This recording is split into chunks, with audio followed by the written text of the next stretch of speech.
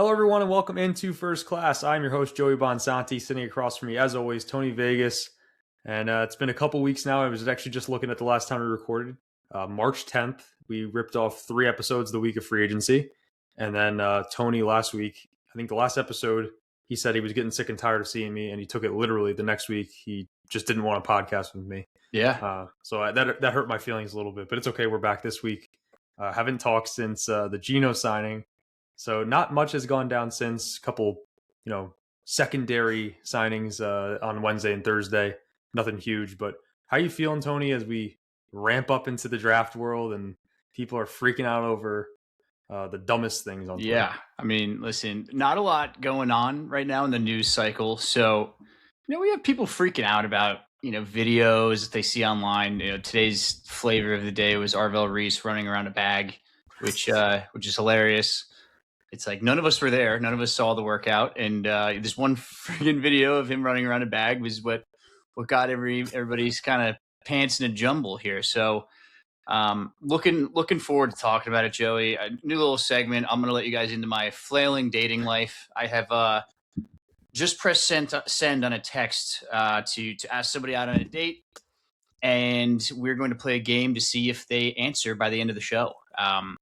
My hopes are kind of low, but it's gonna be a fun day. We're gonna see and talk about Jets Twitter nonsense and our loyal fans' questions in the meantime.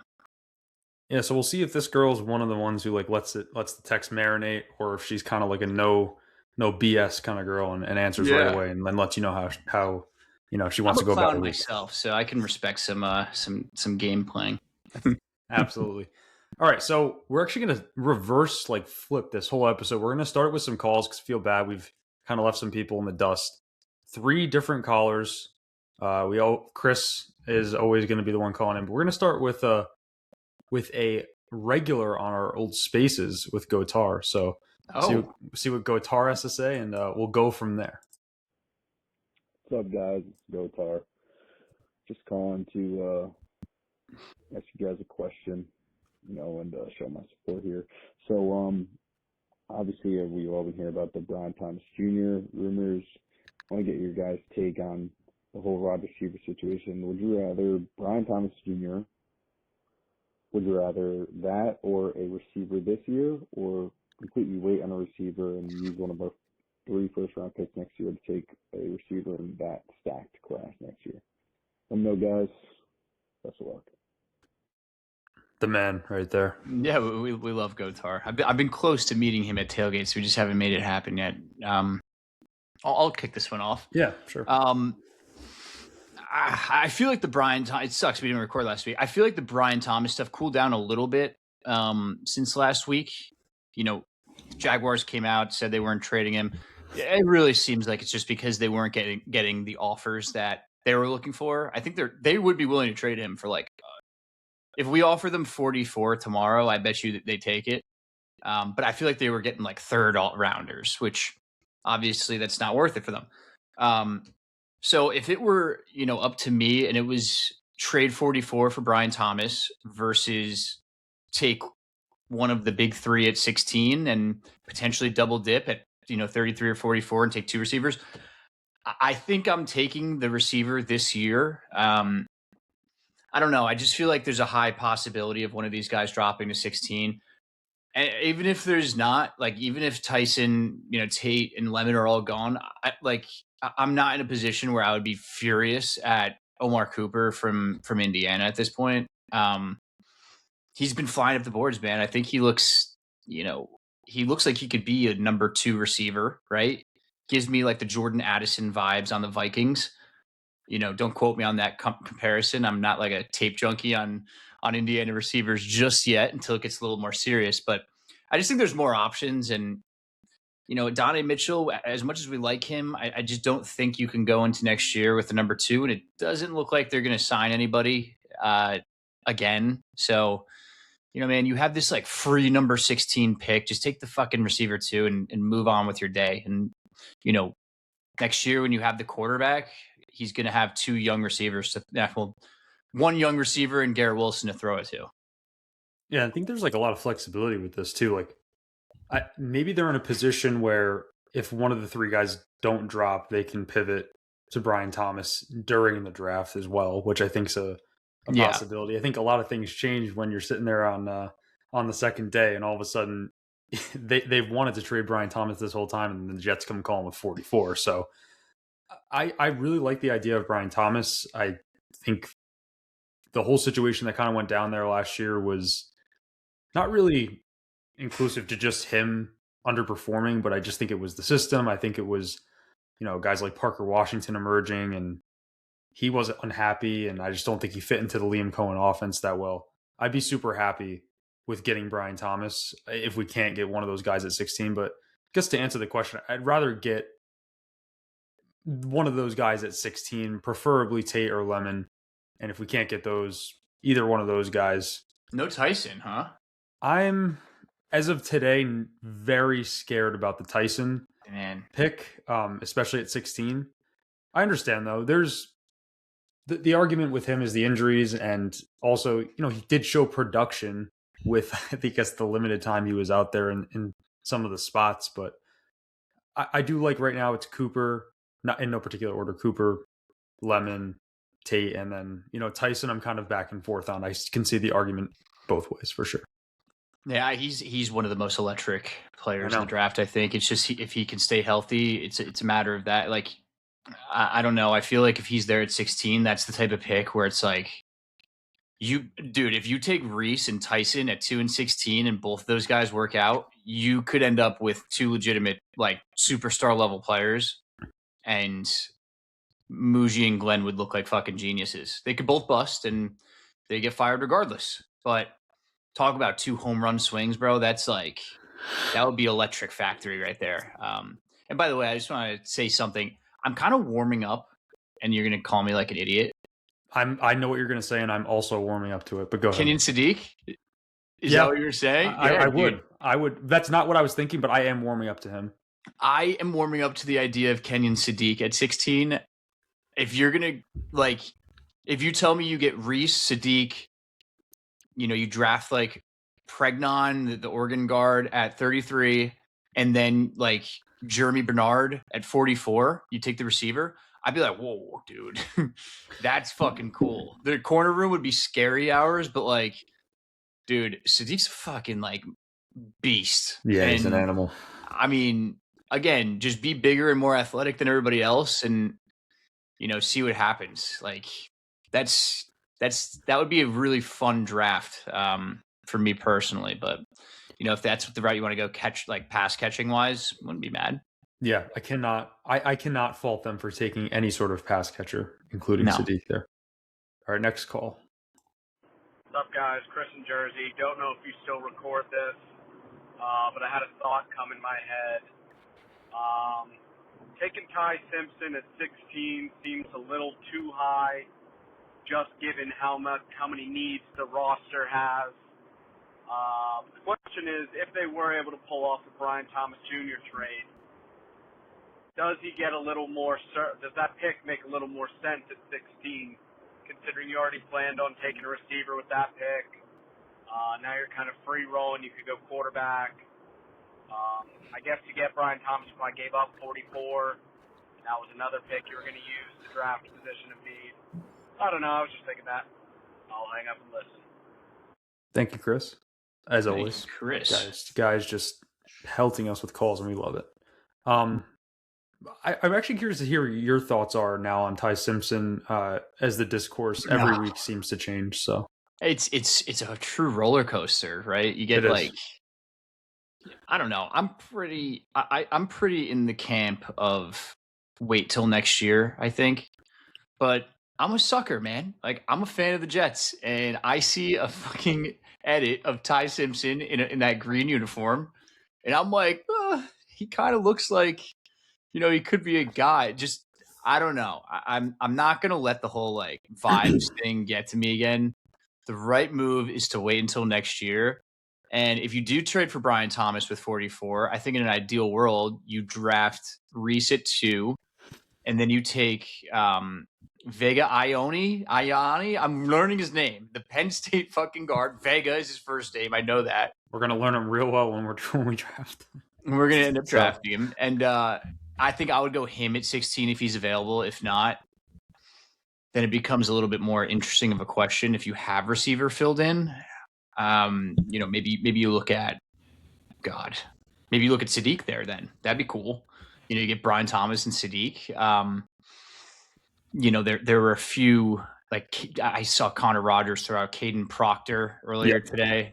That scares me because, like, I vividly remember watching Caden Proctor when he was a freshman and sophomore at tackle at Alabama, and they were talking him up like he was like this 5-star prospect. I thought he sucked.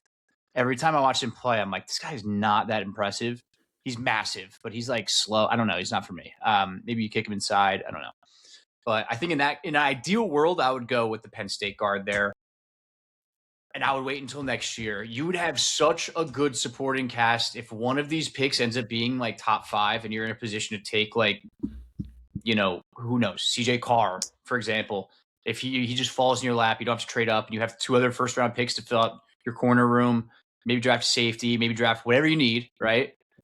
And it's just I couldn't draw up a better situation for a young quarterback to come into. I just think you want to build the foundation this year, and really go for the fucking jugular next year, and that's it. That's your swing, and however he looks, you can't kick yourself in the ass for Sam Darnolding him with Clyde Gates and Joey Bonsanti at receiver. Right, so and Joe Caparoso at receiver. Yeah, he's playing the X. I'm playing the Y.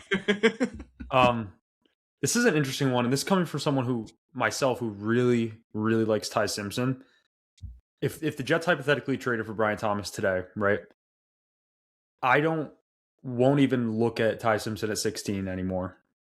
There's a world where if you asked me 2 months ago if I would take Ty Simpson at 33, I would be like, yeah, I'm running the card up. If you ask me today, I would really prefer them even trading out there for someone else to go get Ty Simpson, solely due to the fact I just want more ammo on the team, on the roster for next year. Like you said, Chris, I don't think the Jets are in a position to take Ty Simpson right now. I just don't. I'd actually much rather, and you might, I don't know how you feel about this, I'd rather just try to take a Carson Beck this year, a little bit later on.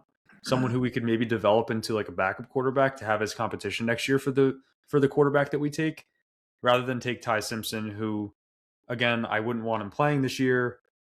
If he did come in, I wouldn't want to see him till late in the season. I just don't see a world. It's actually crazy though that we're sitting here right now, and if we hadn't just two Joeys on the podcast from 2 months ago and now, and I was talking to myself saying, would you take Ty Simpson at 33? The past Joey would be like, of course I would take him at 33. Are you kidding me? We were just talking about taking him at 16 potentially. I just don't think they're in a position to take him. And he's also not going 33 anymore, I don't think. There's a lot of discourse around if he's going to go in the 20s, if someone's going to trade up for him. You got Dan Orlovsky, man. That's a whole different conversation, and I don't even want to get into that. But yeah, I guess I saw a meme. It was a picture of Dan Orlovsky's face. And he was like, did Julius Caesar even win any big wars? or something like that. It was hysterical. Chuck Bass on Twitter. That was pretty funny. Yeah, Dan Orlovsky said he's the number 1 quarterback in the draft. Sure, Dan. All right, let's move on to the last call. We have someone from Maine. This is awesome. Guys, how are we? This is Garrett calling from Maine, holding down the Jets fort here in New England. Curious to get your guys' thoughts on the changes we've seen this offseason at defense. Curious what we should expect from the defense this year with all these personnel changes. We got Glenn calling the defense this year, so excited to hear your thoughts on that. Curious, too, what you guys think the Jets will do at 16 now that Waddle is over in Denver. Seems like Miami will be targeting a wide receiver there at 11. So I'll hang up and listen. Appreciate you guys. Be well. Thanks for the call, Garrett. Good question, man. I will say, let's address the first part of his question. Yes, here, right? let's answer the entire question. So, what do we think of the new defensive personnel? To me, play call is my superpower, really. You heard it from him, right directly from the source, guys. This is Glenn's superpower, and I think this is a version of what he envisioned. I'm going to go, I think the way I'm going to answer this in terms of what I think of the defense is I'll give the biggest strength and the biggest weakness in my mind. And I think you're going to probably agree with me. Biggest strength as of right now is obviously going to be the front seven. You're adding a top 2 pick to the front seven. You added, 3 defensive tackles. I want to say, right? 3? You got Sweat, you got Osai, you got Inubari. Besides an edge rusher, so you got him, Kingsley.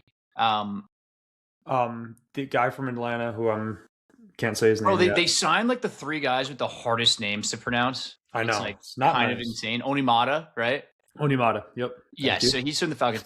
And this front seven, man, like I think Sweat was one of the top rated, PFF's top rated run stoppers last year.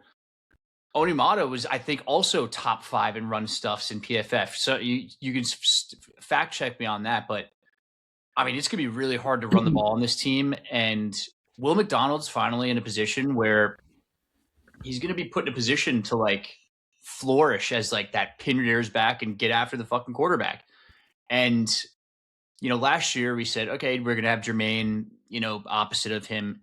This time he can like stay fresh, dude. You have players that can stuff the run, like he doesn't need to be this guy that plays 3 downs. He can be a true like specialist. You're going to have Arvell Reese hopping all around the front seven. I just think that's going to be one of the backbones of this team. And I'm pretty excited to see that. I think that's what like Aaron Glenn really envisioned as a defensive play caller, even in Detroit, right? I mean, it was get fat in the trenches, stop the run, and, don't get beat at the line of scrimmage. And I think that's like kind of his MO. And you see with the way they've built the defense. And, Joey, I'm sure you'd agree, but the cornerback room is where I'm a little scared. I think it's a little light, and we're relying a little bit too much on, Azaria Thomas and Brandon Stevens, who I don't even know if I can't sit here and tell you if either one of them is good at corner. They signed Nashawn Wright, which was cool. He started on the Bears. I like that a lot, but man, I wouldn't be shocked if they have done much more surprising things to me than if they got to the podium at 16 and took, one of those Tennessee cornerbacks, like McCoy. He's a beast, dude. He would. They're great players. They both are. But Hood's more at 33, but McCoy would, like, he was hurt all last year. If they took him at 16, man, like, if he stayed healthy, he would have been like a top 10 pick. Yeah, no, I know. I agree with you. I'm not going to echo too much of what you said. I also I do get a little bit scared. DeMario is, and I understand he's been playing well, but the linebacker room does scare me a little bit too. Like, is it just a ticking time bomb with DeMario? And you can argue, well, he's played well up to this point. What would make you think that this is the year? I just don't know. Like, I just don't think nothing is a guarantee, right? Nothing is. And that same goes for Minka. Like, as high up as I am on the Minka move and, bringing in DeMario, there's no telling what these guys are going to be like in this Glenn defense.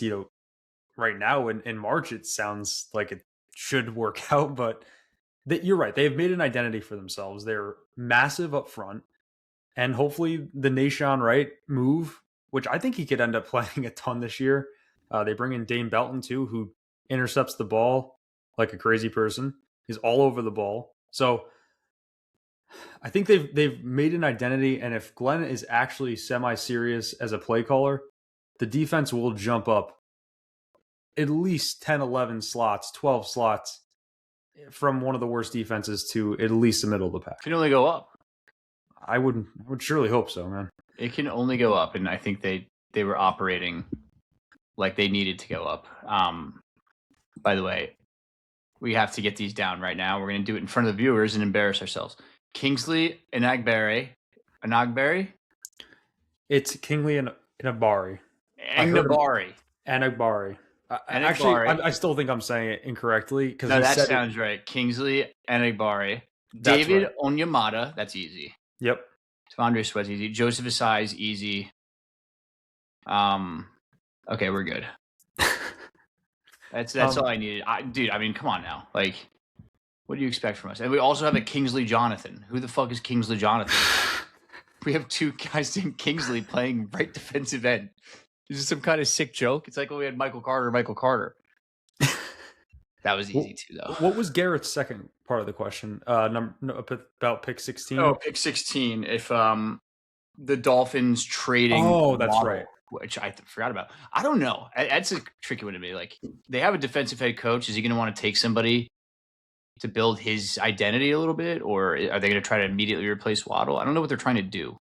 Yeah, are they going to try to complete this tank this year, add a young receiver for their quarterback next year? Like, I don't know. I don't know if that's even. But why sign Malik Willis? It's so weird. It's bizarre. I think it's, someone asked me that the other day at work, and I was just like, it's a good question, but I could see it from maybe the roster is bad enough to where, like, if he shows anything, they're like, wow, we actually have something here. And if he just sucks, then it's just kind of. I'd be pissed if I were him, bro. I'd have been like, I would have fucking gone to Arizona. I agree. I'm not sure what the hell happened there. Before we wrap up and head to some of the draft stuff, we have another question from my boy Spencer. He asks, who's an acquisition that we've made so far that you guys think is kind of flying under the radar, but could make a really big impact for the team this upcoming season? I guess just I think Nahshon Wright. I was going to say this. I love the Nahshon Wright move. I like I just said before, I think he's going to end up playing more than we think. Almost slotted in as maybe like the number 2 guy. I don't know if either Azaria takes that step. I agree. I don't know what happens with Stevens if he kind of regresses a little bit, but I was just talking about this. I think they needed a guy to rotate safety. Like, I don't know what position Minkah Fitzpatrick's going to play or how they're going to manage the safety room. I think that I would prefer Stevens to be like that utility player, like that can play corner, that can play safety, like kind of be like almost your Arvell Reese of the secondary. Then you have like Nahshon Wright and Azaria Thomas be like your true starting corners. I could see a world where they do that, unless they're like, fuck it, we're paying Stevens, put him at corner. But I don't know. I just don't think it's unlikely that he ends up starting more games than we think. And Joseph Asai, I think, is going under the radar. I actually really like the signing. I think he's going to be a good edge setter and do some of the things that Jermaine Johnson did. But he's just a not as well-known name. And I think he'll ultimately be more productive. Yeah, I agree. No, I like the Osai move too. I think these are guys that, especially Osai, it reminded me, could he be what Jermaine was when he was healthy? Probably, healthy post Achilles tear, which is just a middle of the pack, maybe a little bit below average. But I think he's trending upwards. So hopefully in this defense and the plan that Glenn has in place, he can exceed that. So I do like the Nahshon Wright move. I'm high on him, man. I think should we call it now? Nahshon Wright first interception for the New York Jets in 2026. Or is it going to be like a tip pass and then DeMario gets it or something? That'd be sick. That'd be so awesome. God, we have to have a conversation of whose jersey we're buying. Is it going to be? I'm going to buy one of DeMario Davis or Geno Smith. I don't know who it is. I think it's going to be Davis. I think that's a cool jersey. You have to, man. 3-time Jet. Yeah, I think Minkah first pick. I think that's going to be it. It's gonna be Minkah Fitzpatrick. PSU Joe had a question, by the way. Oh yeah, that's right. Good catch. We got to answer our boy PSU Joe. We love you, PSU Joe, and we know you want us to answer and put Drew Aller high up there. I know you too well, man. Oh yeah, it was question for the pod. Rank your top 7 quarterbacks in the draft and what round you would take them in. Let me pull up the list of quarterbacks. Good catch on PSU Joe. I almost forgot about you, brother. But okay, so it's definitely I'm just gonna go off the top of my head right now. It is definitely obviously Fernando Mendoza, Ty Simpson. Then do you go Garrett Nussmeier? Do you go Drew Aller? Do you go Carson Beck? We'll do 5. Let's do 5. Let's do 5. Okay, so it's Mendoza, Simpson, Nussmeier, Aller, Beck? Yeah. In no particular. We'll rank those guys, yeah. Okay. So obviously taking Mendoza number 1 if we could. Then Simpson 2. Simpson at 2. And who? Who's your number 3? For me personally, I'm being a lot. I like Beck, man. I do. I knew you were going to say Beck. Okay. I like Beck, and then I'd probably go Aller, and then I go Nussmeier. I mean, Nussmeier last. Yeah, That's interesting. I like the, if you're going to take a, it is tough though. You think about like what Aller really needs though, right? And especially from someone like PSU Joe, who's a Penn State fan, I'm sure he would agree. Had the injury, seems a little bit raw to me at this point. It would feel like he would benefit from really sitting in a system where he may not see the field for a decent amount of time. Seems like a project move to me. So maybe I would put Aller last, but I love the tools of Aller. I wouldn't put him last. I think I would go. I think I'm putting Nussmeier last too. He's like small. Yeah, I agree. I'm keeping Nussmeier last. I think I would go. I can't go back on my word, and I'm not doing this to appease PSU Joe. You're gonna put this guy number 3. I am going to put him number 3 because I wanted to take him last year. You did. I did. I literally did. He had like a subpar year, and I was like, this guy is so big with such a strong arm. The Giants are going to take him in number 3. That's what I thought was going to happen if he came out. It was very dumb of him to return. He should have came out, and Dante Moore, you should have fucking seen that and gone to the NFL draft, but whatever. I think I'm going to go Mendoza, Simpson, Aller, Beck, Nussmeier. And that's just based off of like tools, right? I think if you take Aller or Beck, they can be like your potential long-term backups, or like you look like Tanner McKee, right? Like down the road, they could be like trade bait. Eagles were asking for a second-round pick from us, which is hysterical for Tanner McKee. Howie Roseman thinks Darren Muji's dumb, is what it is. He thinks he's an idiot for trying to get a second out of him. I'm glad they didn't do that. It's insane. Yeah, it's former 6th-rounder that played like shit in one fucking regular season game. Get out of here. So that's my ranking. I think after Simpson and Mendoza, you just have to go like who can be the best guy long term, and I think it's those guys. I like Beck too. I do too. I like him to just be like a really good backup, and then potentially maybe he'll come in and hey, you never know. And like 6 had the fucking Arkansas guy or whatever, Taylor Green. Yes, Taylor Green. Okay, so now we get to talk about, to wrap up the episode. I don't even know how the hell we made it 27 minutes solely off calls and questions, but wow. Here we are. There was something that happened today where it was OSU's pro day, or Arvell Reese's pro day. I don't know why I said OSU. And they're running this drill with these bags where you run around and essentially kind of show off your bend as an edge rusher and all this stuff. And I guess Arvell Reese didn't get enough bend for... It's a weird time, right? It's the fan base is... I don't think it's a split anymore. I think it's more like 75-25. Maybe I'm even a little off on that in favor of Reese over like a Bailey or I mean, even see some people going Bain still. I mean, what do you have to say? I have my own thoughts, but on people taking these drills and screenshots and video clips and not actual game footage showing what Arvell Reese can do. I am going to sound like I'm going to put my tinfoil hat on here. I think there's and I'm not going to go too deep into this. I think there's a section of this fan base that is promoting David Bailey and Ruben Bain and trashing Arvell Reese because they want to be able to hold it against this regime. I think that's a real thing.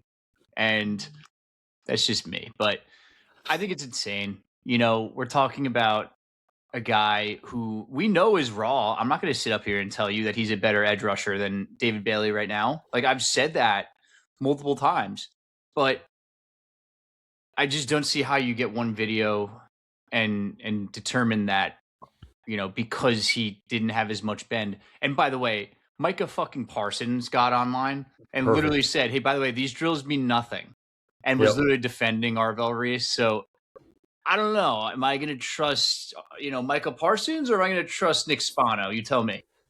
Right? I mean, it comes down to that. And I just think this is what happens at this time of the year. And, look at it. We're overanalyzing this. We're overanalyzing, Ty Simpson, news. It's just like the land of overanalyzation right now.